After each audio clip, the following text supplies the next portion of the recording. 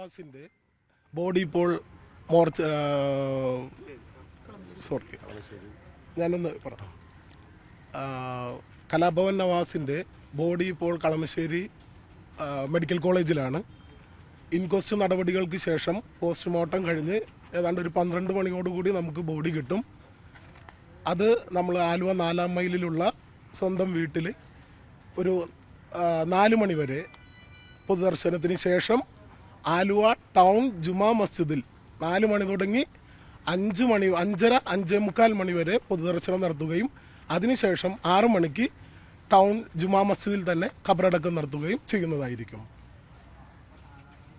അപ്പോൾ എത്തപ്പെടേണ്ടവരെല്ലാം നേരത്തെ എത്തുകയാണെങ്കിൽ 4 മണി വരെ വീട്ടിലുണ്ടായിരിക്കും. 4-ാം മൈലിൽ ആലുവ 4-ാം മൈലിലുള്ള നവാസിന്റെ വീട്ടിലും 4 മണിക്ക് ശേഷം ആലുവ ടൗൺ ജുമാ മസ്ജിദിലും പൊതുദർശനം, അതിനുശേഷം ഖബറടക്കം.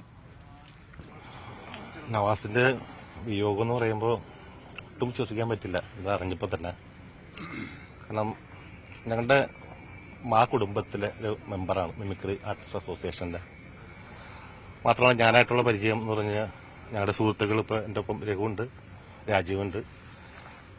വർഷങ്ങളായിട്ടുള്ള പരിചയമാണ് നവാസായിട്ട്. നവാസ് വടക്കാഞ്ചേരിയിൽ നിന്ന് അവിടുന്ന് വീടെല്ലാം വിറ്റ് വന്ന് താമസിക്കുന്നത് ആലുവയിലാണ് ഇപ്പോൾ. അപ്പം എന്നോട് പറഞ്ഞു, മാട്ടിൻ ചേട്ടാ ഞാൻ മാട്ടിച്ചേട്ടൻ്റെ വീടിൻ്റെ അടുത്താണ് താമസിക്കാൻ വരുന്നതെന്ന് പറഞ്ഞ്.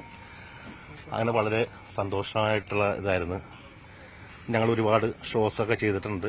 ഇപ്പം ഈ ഓണത്തിന് ആള് UK പോകാനിരിക്കുകയായിരുന്നു. അവിടെ ഓണ പ്രോഗ്രാം, അതും എൻ്റെ അടുത്ത് പറഞ്ഞിരുന്നു. അപ്പോൾ ഓൾ ദി ബെസ്റ്റ് പറഞ്ഞു. വല്ലാത്തൊരു വിയോഗം തന്നെയാണ്. നല്ലൊരു ആർട്ടിസ്റ്റ്, മാത്രമല്ല നല്ലൊരു സ്നേഹിതൻ, നല്ലൊരു കൂടപ്പിറപ്പ്. ആർക്കും ഒരു നെഗറ്റീവ് പറയാനായിട്ടൊരു ചാൻസ് ഇതുവരെ നവാസ് കൊടുത്തിട്ടില്ല. അതുപോലെ തന്നെ നവാസിന്റെ ഫാമിലിയിൽ രഹനയാണെങ്കിലും കുട്ടികളാണെങ്കിലും നിയാസ്, അനിയന്മാർ, ഇവരൊക്കെ എങ്ങനെ ഈ ദുഃഖം താങ്ങുമെന്ന് എനിക്കറിയില്ല. എങ്കിലും എന്നും ഞങ്ങളുടെ ഓർമ്മയിൽ എന്നും കൂടെ ഉണ്ടാകും നവാസ്.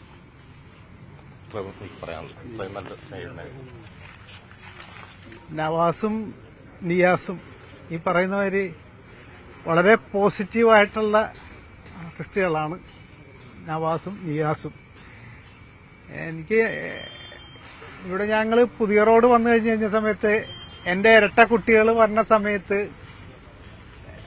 വൈഫും ഇവിടെയും കൂടി എൻ്റെ വീട്ടിലേക്ക് വന്ന കാര്യങ്ങൾ ഇപ്പോഴും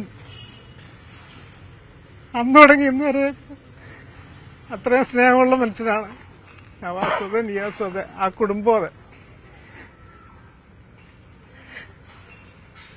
വേദിക്കാനായിട്ട് പറ്റണല്ലോ, വേറെ വഴികളെത്താൻ ചെയ്യേണ്ടതെന്ന് അറിയില്ല.